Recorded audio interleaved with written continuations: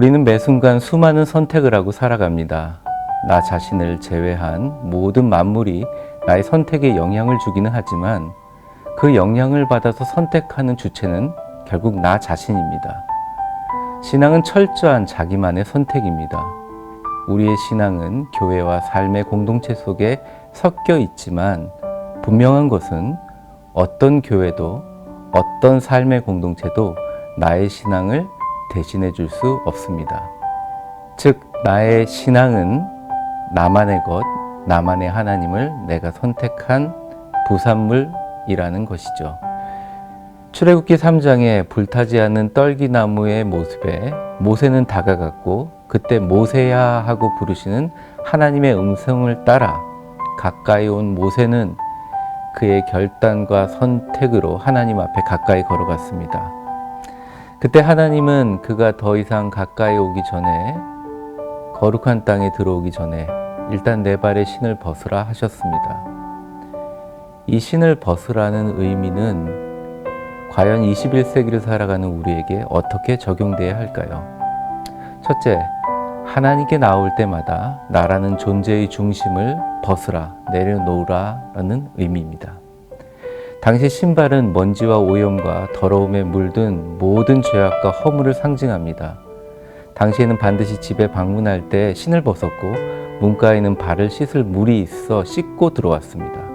바깥의 더러움을 집 안으로 가져오지 말라는 위생적인 의미와 또 초대받은 가정에 대한 예의였습니다.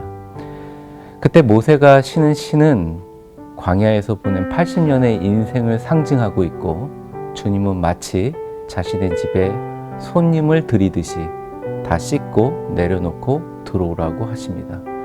이것은 경계를 짓는 것이 아니라 좀 더 자연스러운 모습의 초대의 의미를 가지고 있습니다.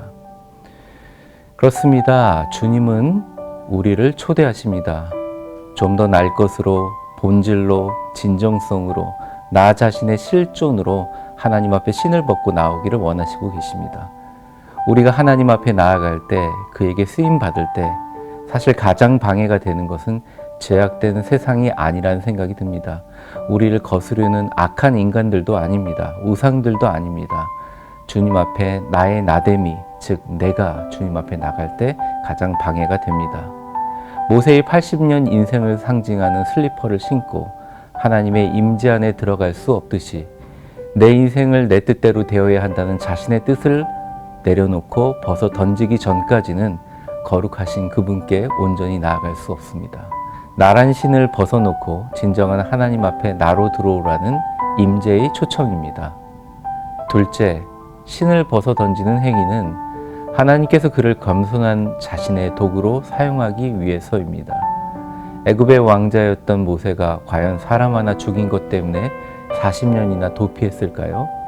애굽 왕실에서 최고의 교육을 받고 수련을 했던 자신의 40년의 모든 인생이 부정당하고 스스로 자신의 민족의 구원자이기를 바랬던 자신의 삶의 정체성이 자신의 민족들에 의해서 철저히 박살났기 때문에 그렇지 않을까 생각합니다. 그런데 이 아픈 경험과 이후 80세까지 40년의 광야 생활과 자신의 장인의 집에 얹혀 가축을 치는 신세, 철저한 무력감과 좌절감이 그를 파괴한 것이 아니라 오히려 그가 신을 벗었을 때 주의 손에 붙들린 위대한 민족의 지도자로 세워지게 됩니다. 왜냐하면 하나님은 이 세상에 가장 겸손한 자를 가장 위대하게 쓰시기 때문입니다. 여러분, 이제 선택해야 합니다. 주님 앞에 신을 벗어야 합니다. 나의 뜻과 계획, 나의 자랑, 나의 간절한 기도의 제목조차 모두 하나님 앞에 다 내려놓아야 합니다. 그리고 모세가 보여준 진정한 겸손의 모습으로 신을 벗고 전능하신 하나님께 엎드려야 합니다. 그러면 하나님께서 내가 너와 반드시 함께 하겠다고 모세에게 말한 것처럼 우리에게도 역사하실 것입니다.